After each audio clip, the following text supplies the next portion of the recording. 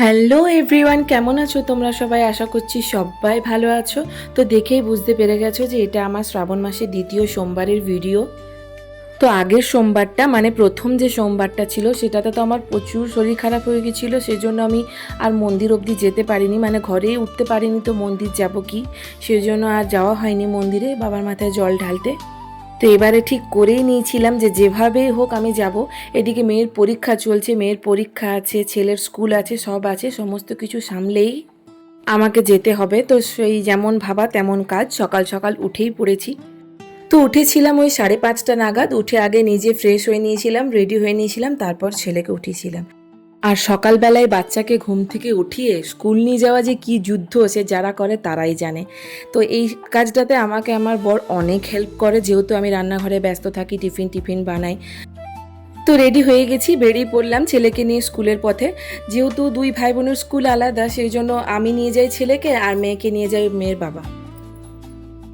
আর সকালের এই সময়টা মানে ঘুম থেকে উঠে থেকে সকাল 10টা পর্যন্ত এত হড়বড়ি থাকে যে কোন দিকে কি করব খুঁজে পাওয়া যায় না, খুবই কষ্ট করে করা হয়। আর এই বৃষ্টিতে যে কি পরিমাণ জ্বালাচ্ছে, বিরক্তিকর। তো ছেলেকে স্কুলে দিয়ে চলে এসেছি। এসে আগে সংসারের যে কাজ বাকি ছিল সেটা আগে করে নিলাম, করে নিয়ে আগে চটজলদি চলে গেলাম স্নানে। তবে এখন যেহেতু মেয়ের পরীক্ষা চলছে সেই জন্য স্কুলটা একটু লেটেই যাচ্ছে, মানে পরীক্ষাটা দেরিতে স্টার্ট হয়, 8:15-20 গেলেই হয়। আর এমনিতে 7:30 থেকে স্কুল, ওদের আগেই যেতে হয়।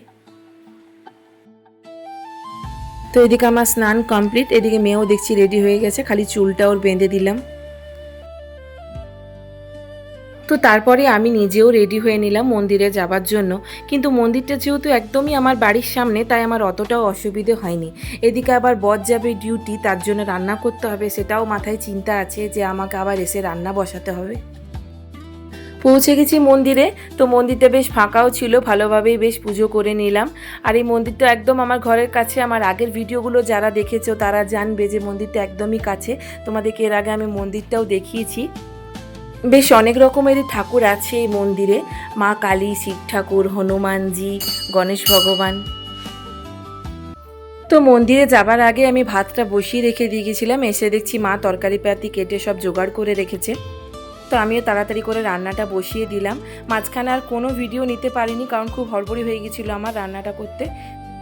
তো রান্না বান্না করে বরকে খেতে দিয়ে ও চলে গেল ডিউটি। তারপর আমি আবার রেডি হয়ে নিয়েছিলাম ছেলে মেয়েদেরকে স্কুল থেকে আনতে যাব বলে।